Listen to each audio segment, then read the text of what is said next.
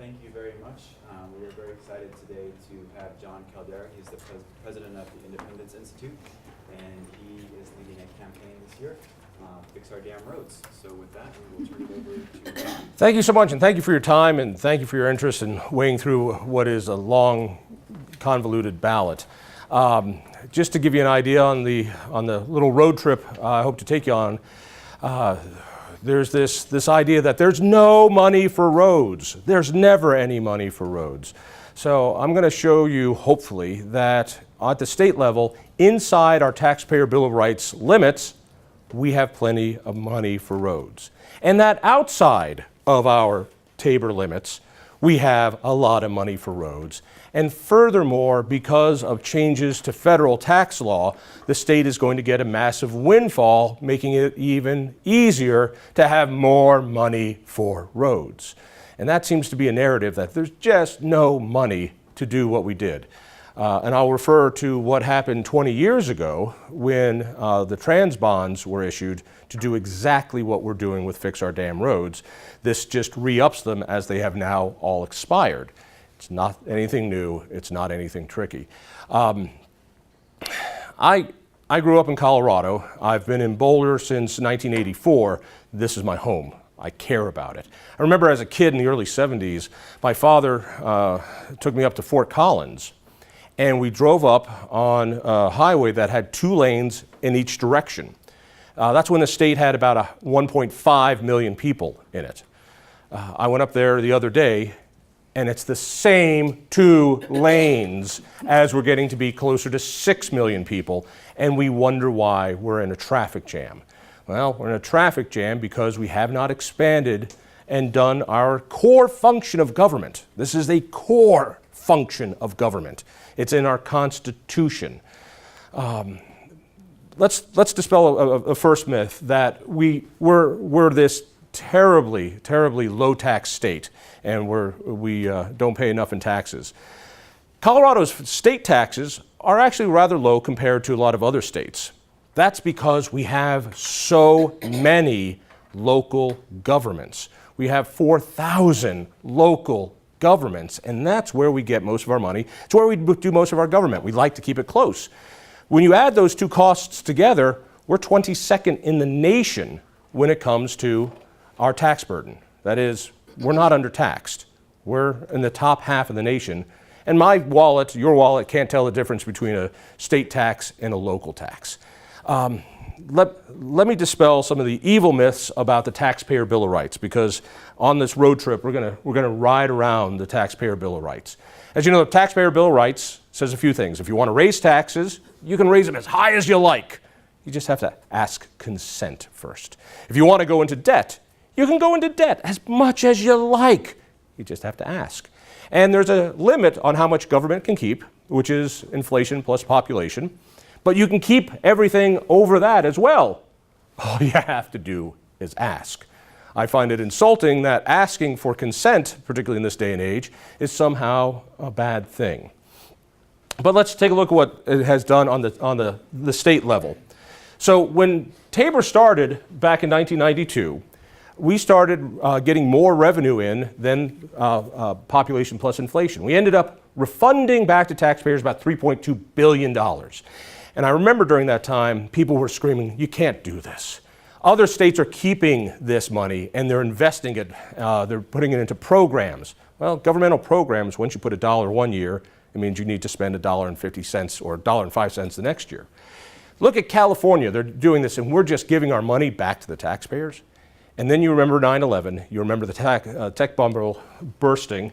And amazingly, because we stayed at this limit, giving back this, when we fell down, we just had a small bump. In fact, we were right where we needed to be. Other states like California had a fiscal crisis, ended up recalling their governor. They really had problems. And it's just the unsung part of Tabor that really helped us. Then in 2005, we asked the people, can we keep the excess? Not only can we keep the excess, but can we bump up this limit to the highest level in the next 5 years? And amazingly, something very similar started happening. We started bringing in all this extra revenue, but this time we kept it. We went to a higher level. That was a problem, because you remember what happened in 2008. We fell down. Amazingly, if we had stayed on our original Tabor limit, we would have felt no pain during this. But instead, the state had a massive fiscal crisis. They ended up raiding every fund they possibly could, and they changed the way we funded roads. We used to take money out and put some into pots. That was called Senate Bill 1 money. That went away. And all of a sudden, we stopped funding roads. Well, over time, this amount of money just continued to grow and grow and grow and grow, to the point where the state has now brought in, because of the new higher Tabor limit, $18.5 billion more than it originally would have. But there's no money for roads. That's over $10,000 per man, woman, and child in the state, but there's no money for roads. So we brought in all this extra revenue from Referendum C. So obviously, that must have helped our roads. Well, from Legislative Council, no. Out of the $18.6 billion that Referendum C brought in, $49 million went to roads. That's not 2%. That's 0.2% of the money that went in. And we wonder why we're in a traffic jam. Because we're not spending money on this core function of government. Well, that's inside Tabor. What about outside of Tabor? And by the way, this is a silly way for you to think about Tabor, but since I like whiskey, I think about the budget as a big whiskey barrel. And tax money goes into the budget, and that's our state budget. And when that whiskey barrel fills up, when it reaches towards the top, that's called our Tabor limit. Now, if you want to keep all that revenue, and we're about ready to start spilling over, you go to a vote and you get a larger barrel. That's how you do it. Or else money flows over the top and I get a cup of whiskey, which is really what I enjoy. Or you ask to keep it. But something interesting has happened. Every time it looks like we might now get up to that limit, they open up that valve and let some of the whiskey out, giving more room for it to fill in. So every time I think we're going to hit that limit, they open up that valve, and they call that valve a fee, and they put it into an enterprise zone. Now, those fees can be things like, under Bill Owens, the growth dividend, or under Ritter, there was the mill levy fees, and the faster fees. And, of course, the granddaddy of them all, the hospital provider fee. We're the only state that calls a hospital tax a fee. That's a way so that people don't ask. And they open up that valve, and they put it into this separate bucket called an enterprise. Now, what concerns me about this is because the main bucket is taxation with representation. That is, we elect people, and there's direct representation. When they open up that bucket and they put it into a fee, into an enterprise zone, there's less accountability.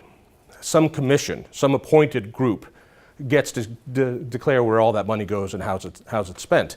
That's not representative democracy for what's in government. When Tabor started, this was half the size of the big bucket.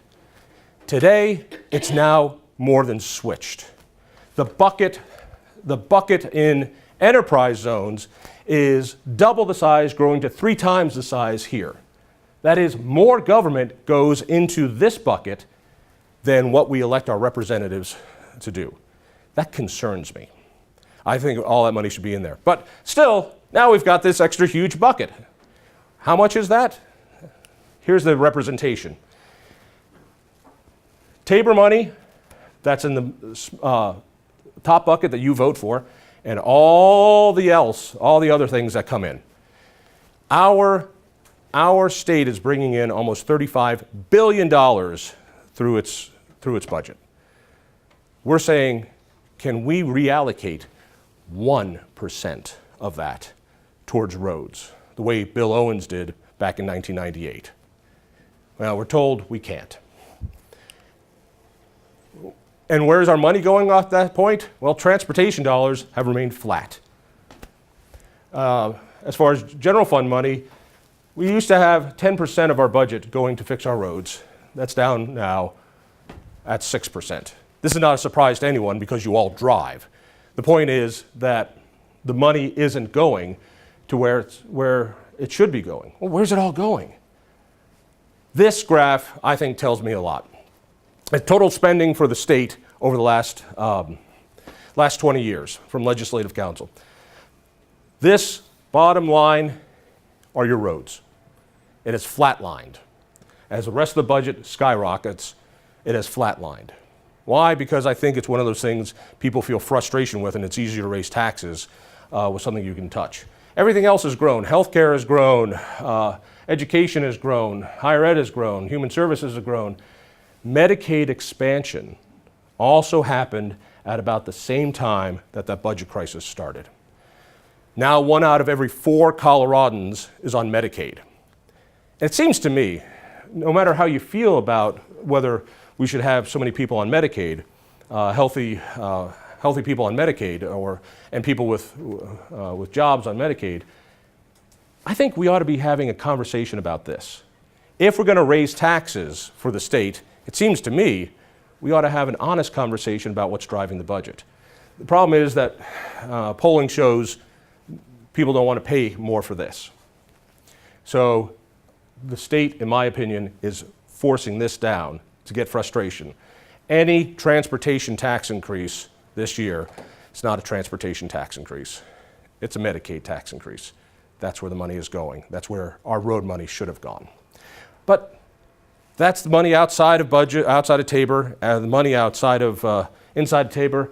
The thing that most people don't get is that the new Trump tax code, while giving us a tax cut on the federal level, means a tax increase on the state level. Nobody seems to be talking about this. At the end of the year, after the election, when they start preparing for their taxes, then people will notice it. What do I mean by this? We have a tax system that we take a number from the federal forms and bring it to our state form. Maybe you've seen this on your income tax form, the Colorado one. The very first line, number 1, enter federal taxable income from your federal income tax form. And we start there. In other words, here's our federal tax form. On the front page, we get our taxable income before you put the tax rate to it. And you bring it over to your Colorado tax form. And then we apply our flat tax income tax rate to it. Well, under the new Trump tax code, this number goes up considerably. Fewer deductions, other things. So that number goes up, up, up. Now, it's not a problem on the federal side. Why? Because there's going to be a lot lower tax rates applied to it. But it goes over to the federal or the state side, and we apply the same tax rate. That means we get a huge windfall. It was interesting that the state legislature in the state Senate passed a bill to lower this so that it would be revenue neutral for Colorado taxpayers. The House of Representatives in Colorado killed the bill. They kept it there. How much money will be piling into Colorado, a tax increase that you haven't voted for? Remember, you didn't vote for the growth dividend, you didn't vote for FASTER, you didn't vote for the hospital provider fee, you didn't vote for the mill levy freeze, and we're seeing what's going on with our property taxes. According to Ledge Council, there's room to keep all this because of the Ref C and pulling all that money out of the barrel. So there's room for the legislature to keep it. In about 5 years, we're going to be bringing in almost $900 million in new tax money in a tax increase that you don't vote on in income taxes on the state level. We're suggesting that less than 1/3 of that new windfall go to fix our damn roads. That's all I'm suggesting. Actually, I'll hold that for a second. Now, this shell game of holding some core function of government hostage so that we can fill the hole that's been made by by other things has been tried before. It's being tried this year now with 2 different initiatives. Back in 2003, there was Proposition 103, which was an income tax increase for education. it was destroyed. A couple of years later, there was a sales tax increase for education. It was also destroyed. 2-to-1 each time. Now this year, there'll be 2 tax increases on the ballot. One holding our roads for hostage, give us money and we'll help you on the roads. And 2, give us money for kids and then we'll help you there. The fact is, the tax increases will go down. They will plummet.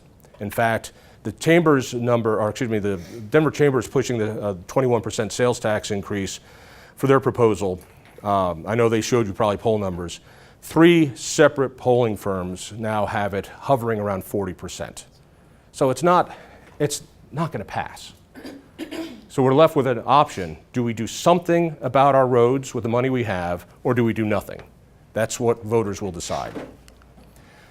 Let's talk about transit. One of the things that concerns me about the Chamber's tax increase proposal is that we don't know what it's going to. It goes into a multimodal fund, which says it'll go to transit, but we don't know what that is. We know that it goes to a slush fund for cities for transportation and transit, but we don't know what the cities will do, even though if they put up their wish lists now, there's no guarantee what they're going to get. How much money do we put towards transit now? I don't know if you've known this, but RTD lied to you. Well, we do. We know that. They promised you things, and we said yes. I'm the former chairman of the board of the Regional Transportation District. I've seen it from the inside. I find it reprehensible. So, quick history. 1972, RTD had its first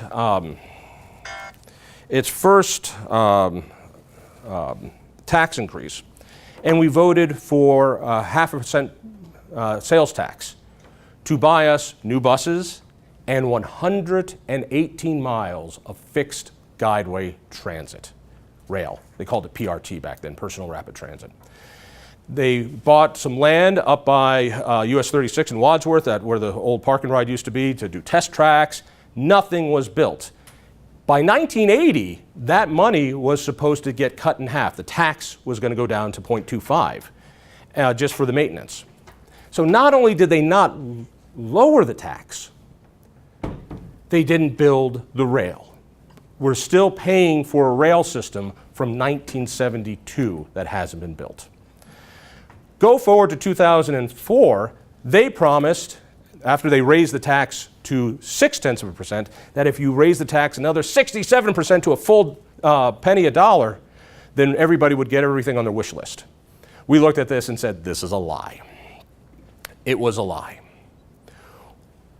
What concerns me is that I think Longmont is being sold a temptation by this another sales tax, and maybe somehow, possibly, maybe, perhaps, if it's a good day, we can use that to give you what we promised. You will be paying 3 times for an empty promise that might not ever happen. What bothers me is this idea that there's no money inside government. When I was chairman of the board, we were mandated to contract out 20% of our service. Same buses, same uniforms, same time schedules, same on-time delivery because it was all GPS checked. Savings was 40%. Why was it a 40% savings? Well, partly because the private operators paid people less, but it was the work rules that made the difference. They could hire people for part-time shifts. RTD, if you're a driver, you drive in the barn, you get out, another worker comes to clean it out, sees a reading light is out, fills out a work order, a third person comes in and cleans it, fixes the light. In the private operators, they have one person that does it all. 40% savings. RTD now contracts out 50% of its service. What did they do with that 40% savings? They bonded it to fill the growing hole of fast tracks. The West Line and the other lines are now being done because they brought forward the savings of competitive contracting and built those lines. There's another half that could be contracted out tomorrow. That money could be bonded tomorrow and your line could be built. All it takes is the political will to do so. They won't do it because asking for a tax increase is bigger, better, easier. I find that rather despicable. RTD carries 3% of the commutes in the Denver metro area. 3%. Let me just say that again, 3%. Last year, their total appropriations was $2.2 billion. That's federal money, everything else that went through. CDOT also gets federal money and all the rest. They got $1.4 billion. Let me say that again. $2.2 billion for 3%. State highway system that carries everyone else, 1.4. And we wonder why there's a traffic jam. We wonder why we're in a jam. Fix Our Damn Roads is exactly what we did 20 years ago. It says, let's bond all this incredible excess revenue we have. Right now, we have $1.3 billion more coming into Colorado this year alone because of the Trump tax cuts and other factors. That's beyond all the extra that we got through Referendum C. That's beyond all the money we got in all the enterprise zones by not asking for tax increases.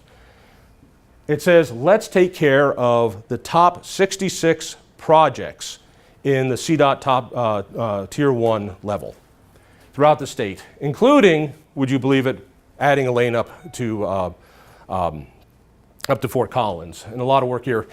The difference also is each one of these projects is listed in the actual language of our proposal, not listed to a committee that will decide it later, but it is listed in the Blue Book, every single project. And if I was at all a good person, I would have that list with me right now, but of course I don't because I have teenagers, and it's amazing I just got here on time anyway. So these projects, we did not choose, we just took their list. We're saying out of a $35 billion budget, out of $900 million above that coming in a year, can the state, for the next 20 years, pay off $260 million a year? Exactly what we finished paying off with Trans 1 and 2 that are now over. This is not a heavy lift. Let me say some bad things about it. I'm not selling you a silver bullet here. This does not replace Senate Bill 1, which requires the legislature to put money into another pot, but it does force future legislators to pay for the debt to do what we're doing now, so it can't go to other things. It's not a silver bullet. It jumpstarts these projects. Other states put money into a fund and they build them. People keep saying, look at what Utah does. Utah did not expand Medicaid. They don't have 1 out of 4 people on Medicaid. This program helps jumpstart those ideas. What I've been told is that somehow the state of Colorado has enough money to give Harvey Weinstein $3 million to make a movie that doesn't even take place in Colorado. But we don't have money for roads. Colorado apparently has enough money to spend about $17 million giving rich white guys $7,000 cash on the barrelhead when they buy a Tesla. But there's no money for roads.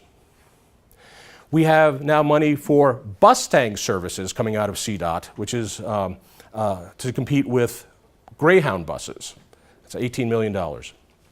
But we don't have money for roads.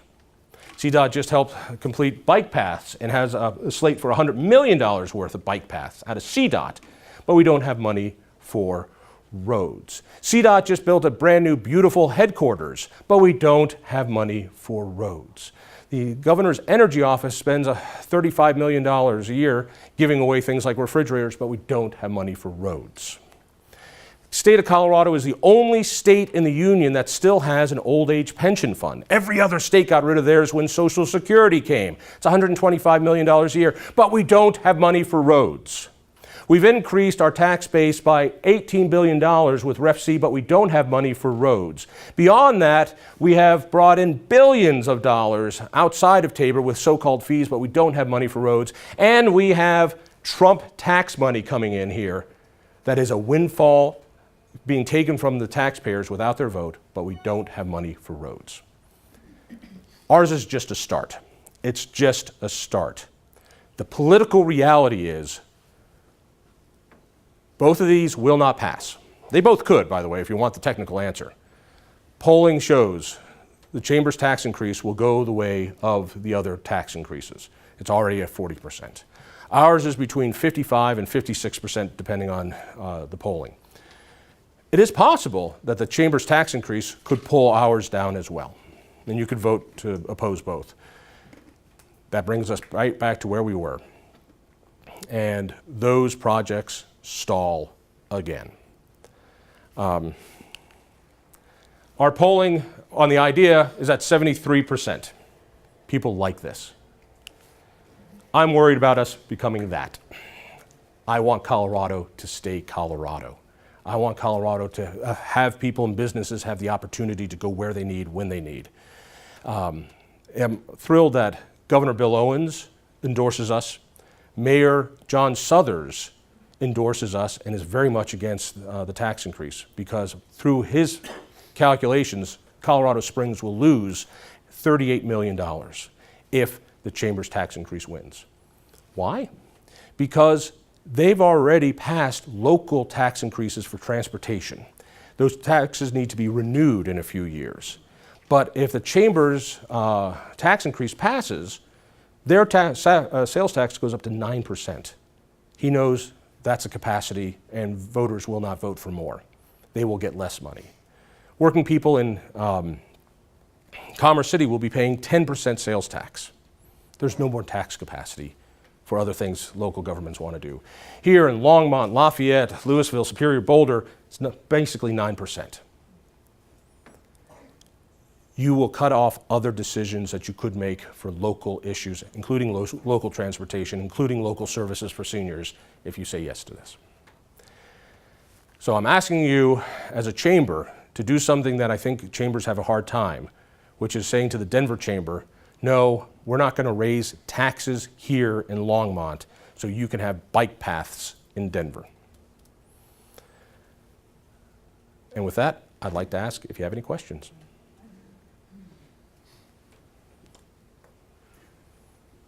Two. One, you said it in the... Is this for me, by the way? I'm sorry. Yes, sir. I guess I don't get a soda. Fine. You gotta know where they are. Yeah, I know where they are. I'm sorry. Go ahead. It's okay. Almost in your first sentence, you focused on the reality that there's going to be a number of entities seeking tax increases in the election. I live in Meade, and in that small town, they're going to seek a tax increase to help pay for police and so forth. There are many tiers of many jurisdictions seeking tax increase, and the general reaction of everybody always is, we don't want a tax increase. So my question is, with the volume of tax increase requests going around, don't they all potentially suffer the scenario where everybody loses because there's too many choices? I can't predict what voters do. I will on the state level where I focus most of my attention. I will guarantee you the Chamber's 21% sales tax increase will fail. 73, which is a bizarre tax increase for the schools, will fail. And the surprise I think you'll find in the next couple weeks is that a chorus of local governments who get their money through property taxes will start coming out against it once they realize it means less money for them because of the interaction with the Gallagher Amendment. So look to CML and CCI and other of those groups. They're having infights now about what the real impact of that is.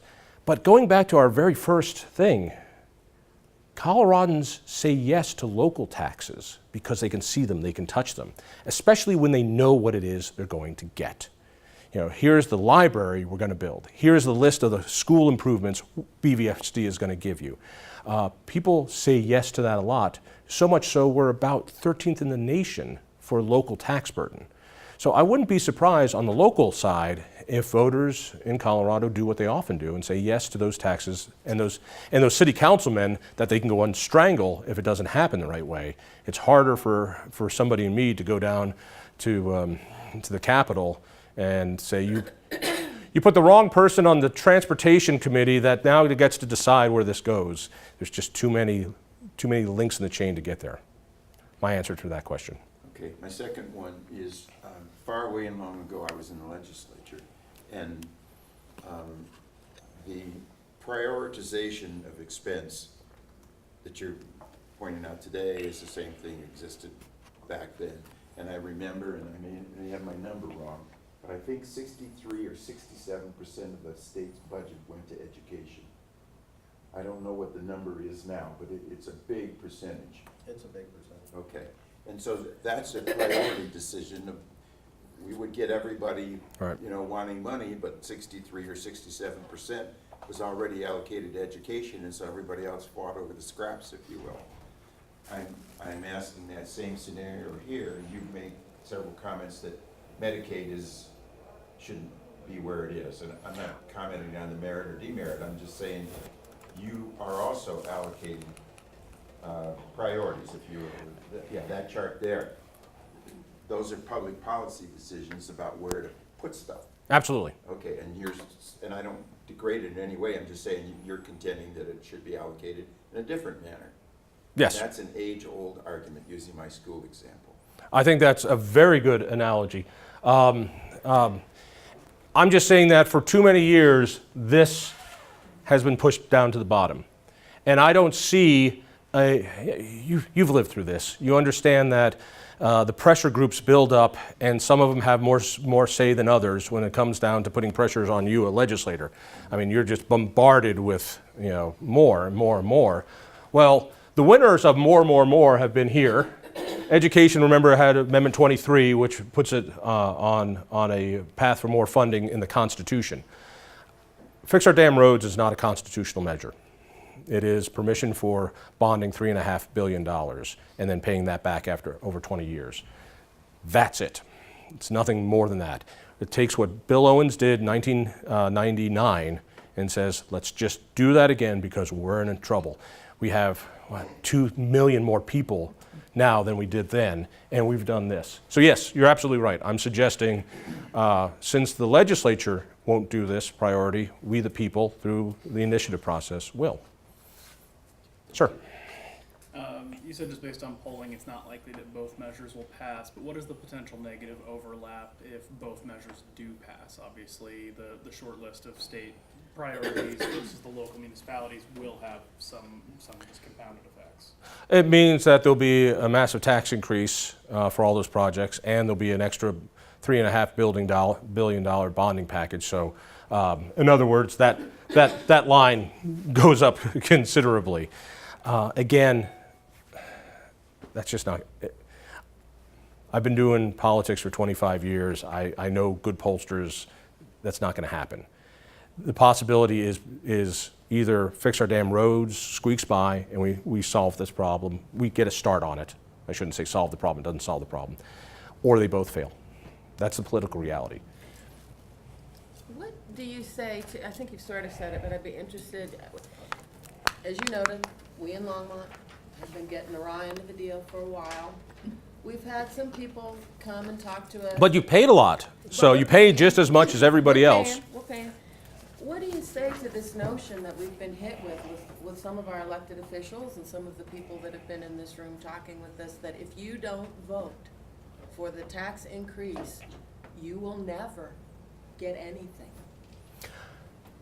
I have a 14-year-old son who has Down syndrome, and so he's 6 years old. He's the fraternity brother I've never had. It's like living with John Belushi. It is spectacular. And I have a 16-year-old daughter going on 38. And both of them know how to throw a tantrum in just the right way that I give in. It's amazing. Even though every parental expert I've ever talked to, including my folks, don't negotiate with terrorists. And I'm there on the floor going, I can't negotiate with terrorists. And to my credit, she wanted a little white pony. She got a little brown pony because I'm the guy in charge. No, I mean, but that's exactly what they're doing. And there is nothing in the language of the Let's Go Tax Colorado plan that says Longmont will get its train. The promise is, well, there'll be this multimodal fund, and you guys have now a city match, and you can take some of that city match instead of putting it into your city roads. You can maybe leverage. We were promised 2 times with 2 other tax increases to get the damn train. There is no train. I mean, you can believe in it. You can do it a 3rd time, but sir. What's the difference in the 2 proposals aside from the money as to guaranteeing they don't get redirected? That's a great question. That's why if you look at the length of our ballot measure, as you know, you go onto the ballot title and you see the summary, but in the blue book you see the language. Ours is just long because it lists every single project. And it says these monies will be used for these projects and nothing else. The Chambers says we're going to take this and we're going to split it. Was it 45% is going to go to CDOT to do what CDOT wants to do, which can be changed by the commission at any time. Matter of fact, they just finalized it a couple of weeks ago, and they can reprioritize it anytime they want. 15% goes to a state multimodal fund. What does that mean? It means more money for RTD. Does that mean for a train here? You can believe it if you want. And then what I call slush funds for cities, and the cities are all racing to put up their lists, but there's no guarantee any of that money goes there, and still money from there has to go to transit as well. Mobility is the key to the American dream, and we are not doing it well. RTD is not doing it well. We should be providing services as much as we can, and we're not. So my answer is we have a list. They have more promises. And the other part of this, by the way, the multimodal fund, risk getting in the weeds, the multimodal fund allows for operational costs. Now, hang on a second. You've got a 20-year tax, but you're putting in operational money, which means at the end of the tax, you might have paid for the rails and the buses, but you're still paying to run the operation. So you're going to make a fiscal crisis in 20 years if it doesn't hang up. Also, it looks like it would raise our tax to 9.2%, and you said Broomfield 10. How does that compare to the nation in terms of sales tax and other businesses coming to our state? We're one of the highest, and it depends where. Go up to Broomfield will only be 9. Commerce City will be 10. Winter Park will be 11.2. Denver has 4 other sales taxes on the ballot. Jeffco has a mill levy freeze. So I think there's a political reality. Yes, ma'am. So it seems to me that if this neither measure passes, that you're going to balkanize the money available for transportation. And I'm wondering if that happens, whether that's a good thing or a bad thing in terms of mobility. I don't quite follow you. Well, when the chamber person was here from Denver, the question was asked, what will happen? And she basically said that all the cities and counties will go their own way in terms of trying to map their own transportation future. I'm trying to find out. That scare tactic doesn't fly with me because.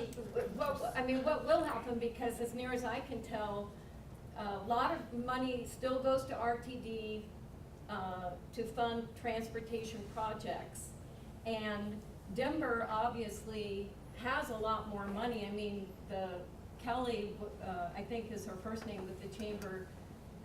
Denver's already creating an overlay for its own local transportation on RTD. So the way I look at it, Denver has a lot of money. Oh, Denver takes all of our money. Yeah. So if we don't pass these things, how do we deal with that gorilla in the room? Well, one, if we pass a tax increase, you're sending your money to Denver. That's the decisions get made in Denver. The transit system is there in Denver. The population center is there in Denver. They have more than enough funds. I'm asking for $3.5 billion. Fast Tracks went up to $7.4 billion to carry this. So I think the last thing we need to do is throw more money at RTD. if other areas around the state do have areas, that is, there are 5 or 6 different regional transit authorities, transportation authorities, that are looking for regional answers, and there's cooperation there. That's a good thing, because it's easier to talk to the commissioners of the next county than it is to go to Denver to talk to the commissioners in the next county. Again, I want to be really clear. I don't want to oversell that here we have an answer to all of our transportation woes. I'm saying we are in a crisis. We're in a crisis because of the legislature not funding a core fund part of this, and this is a jump start to do that. In the long run, we need to bring back something like Senate Bill 1 that says every year we put money into a fund for capital projects. CDOT just has money to do maintenance.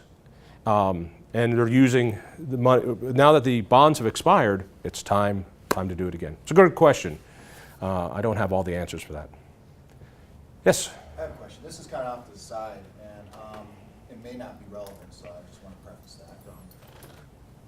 The analogy of the whiskey barrel was actually pretty interesting from my perspective. And what it really pointed out is that there's a lot of money being allocated, like you indicated, was that it's being used in lots of different various ways without our consent, essentially.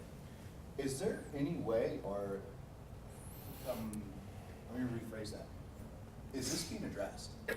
No, because the Colorado Supreme Court changed the Taxpayer Bill of Rights through legal fiat. Taxpayer Bill of Rights says you can debruce, that is, keep the excess revenue for up to 4 years. The Supreme Court said, we rule that means forever, because it kind of sounds the same. And so now 80% of cities have now permanently debruced. So they get all that excess revenue, which also means I think they're due to a lot more budget fluctuations. They ruled that if you call something a fee, you don't have to ask. They ruled if you call debt a certificate of participation, that is, instead of having a 20-year bond, you have 20 one-year bonds.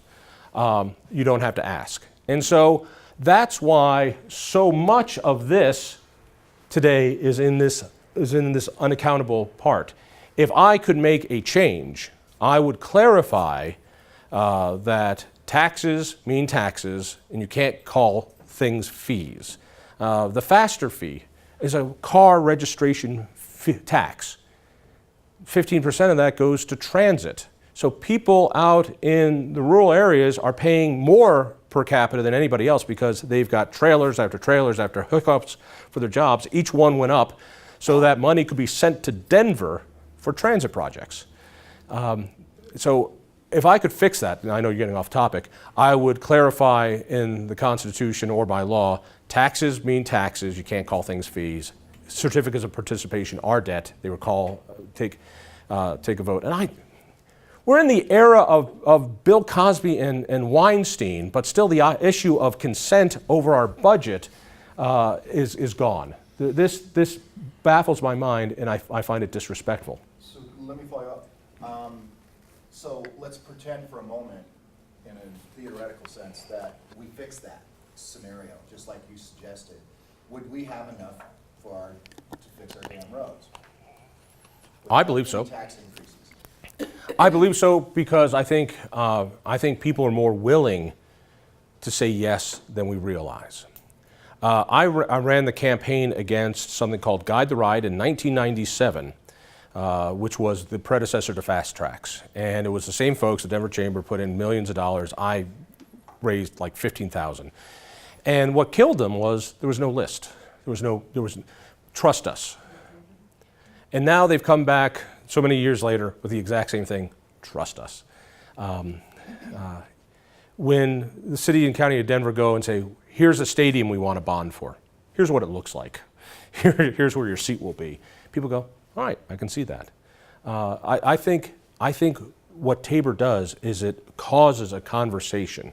Because you remember this, as a legislator, you are just surrounded by 24/7 by what I call the Takings Coalition, people who want, and you lose perspective of what the real people want. by voting on these things, we get to decide that. That's my long answer to that question. This gentleman had a question. Yeah, and I guess mine was kind of more of just a thinking aloud, of like, where do we go from here? And when I look at, like, this public policy committee a year ago, when the legislature was talking about, I don't remember the details, like a tax increase to improve the roads, and we had this discussion, there was a fair amount of sentiment that basically reflected what you just said. Geez, there's a lot of money out there. Why do we have to add more taxes in order to do this? So, I don't know where this public policy committee comes down in a recommendation to the board, but I guess even on a personal level, I mean, I'm on board with what you said. I agree with what you say. You know, where do we go, or where you know, how do we help, or for those that are interested in that? Let me say that what tax increases live on is a kumbaya momentum, which is to get everyone saying, boy, we need it. And when the big dog Denver Chamber says we're on board, then chambers around the state are supposed to do that. That's been broken with this, in that the Colorado Springs Chamber is advocating a no vote on theirs and a yes on Fix Our Damn Roads. One of the most powerful business groups in the state, Colorado Concern, has endorsed Fix Our Damn Roads. So the very first thing I would ask is for a recommendation endorsement for Fix Our Damn Roads and a recommendation of a no vote going the other direction. What that means is standing up to a lot of stuff coming from Denver. I'd like to tell people what to do. That would be a huge help. Going to fixourdamnroads.com and helping us with this campaign to give you an idea of how tight we are. We spent $400,000 to get this on the ballot. That's hiring petition gatherers. But we don't have any consultants. We don't have any of those big companies.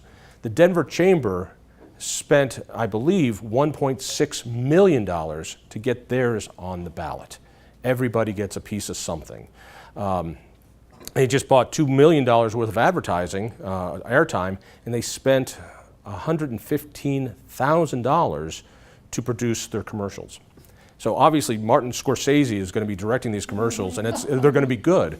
The point being, you know, we're just fed up people who want our damn roads fixed. It's frustrating because in Denver there is, I'll use the pejorative, there is a crony community of interest that can raise money pretty fast for these things. We can't. We're taxpayers.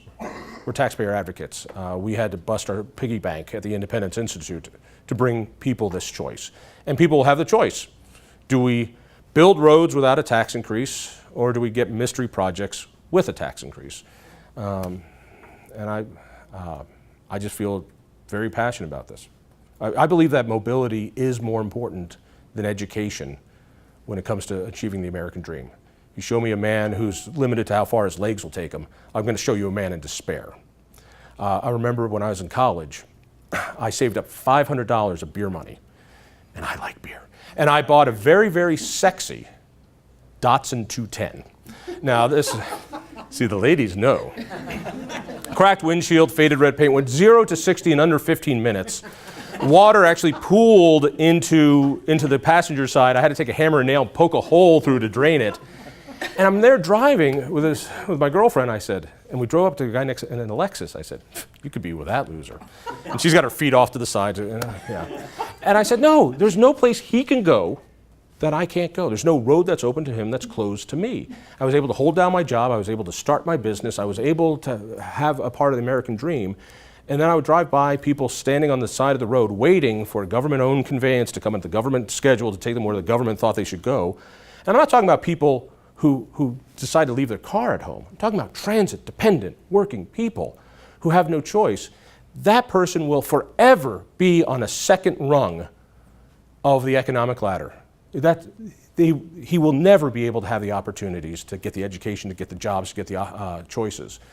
We need to give people opportunity. That's why Uber and Lyft blow my mind. And in my world, we take this massive subsidy we give to RTD and we give it directly to transit-dependent people so that they can, heaven forbid, buy their own car, use Uber, carpool for profit, or take RTD at full price.